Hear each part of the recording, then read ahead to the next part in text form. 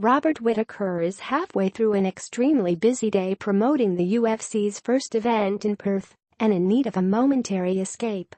So as he waits for his entree of octopus to arrive at a restaurant overlooking Perth City Beach earlier this week, he whips out his Kindle and begins reading. As a table filled with UFC staff, West Australian tourism employees and travelling media order their lunch, the 26-year-old, building a reputation as one of the most dangerous fighters in the world, is lost in a novel about a human who is summoned inside a computer game filled with magical creatures. Like many athletes who need to find ways to stimulate their minds and satisfy their competitive instincts while allowing their bodies to recover in between grueling training sessions, Whittaker, 26, is a diehard gamer. But his love of virtual reality also extends to his reading list. "I'm very picky with what I read," Whittaker says. "It's a specific genre of science fiction. This moment more than any during the week." News.com.au spends with the interim middleweight champion from Perth to New York, where he will attend tomorrow's title fight between Michael Bisping and George St. Pierre, highlights a man that is comfortable in his own skin. "I don't try to be someone I'm not," he says. It's an advantageous position to be in as his life picks up speed quicker than the punches he uses to destroy any opponent that stands in his way. Robert and wife Sophia will be watching on at UFC 217. Picture, Instagram. Robert and wife Sophia will be watching on at UFC 217. Picture, Instagram. Source: Instagram. As NBA legend Kobe Bryant eloquently details at an event in New York 3 days later, every athlete must look inward before attempting to connect with the world.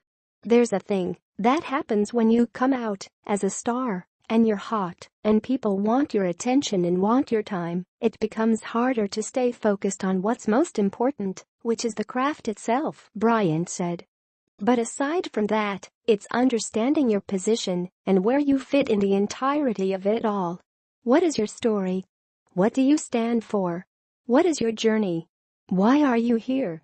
And once you understand that, it becomes easier to communicate that to the rest of the world.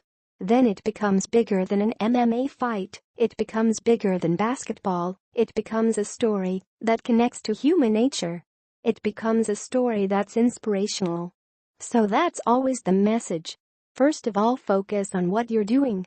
Second, focus on understanding why you're doing what you're doing.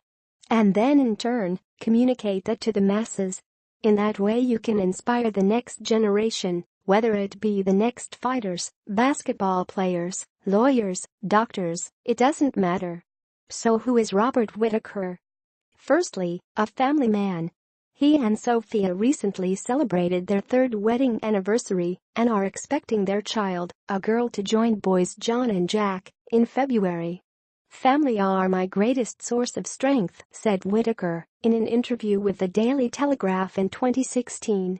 "One look at them and I know everything is okay. So they're not only why I fight, they make me a better fighter. I don't detach." The Whittaker family. Picture, Instagram. The Whittaker family. Picture, Instagram. Source: Instagram. Fighter, father, husband, it's all the same person. I know the UFC stereotype is that we're all thugs. But I'd like people to know that I don't have to switch one off to try to be another. Being a father and a fighter, it's who I am. But don't mistake that love as weakness. Whittaker is as cold-blooded as they come inside the octagon. I love Robert Whittaker. He's got a great attitude, good head on his shoulders, and he's hungry, said Stephen Thompson, the last man to walk away with a win against the Aussie. When he steps in the octagon he doesn't show anything. He's a warrior. Australia has become one of the UFC's most reliable markets despite our country's failure to produce a true local star. But this former bricklayer, whose winning streak stretched to 8 fights when he defeated Yoel Romero for the interim middleweight title in July, is fast on his way to becoming a household name down under. "We've had some up-and-coming guys, but Australia has been really good to us for a really long time without us having a real Australian star," UFC president Dana White told news.com.au. "Now we have one. So we'll see what the difference is now we have a world champion and a star.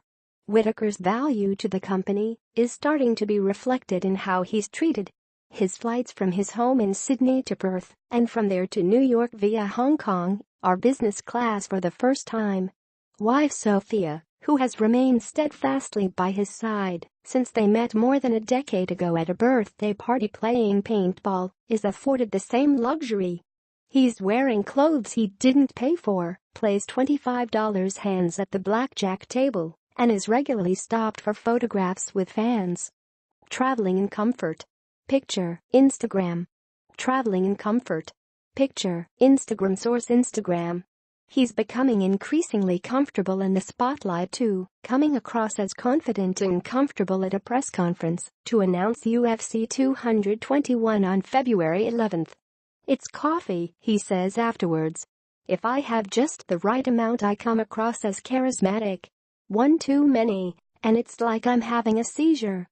Whittaker is never going to promote fights like Conor McGregor, but as Bisping, who is also one of the best talkers in the game, says it doesn't matter, does it?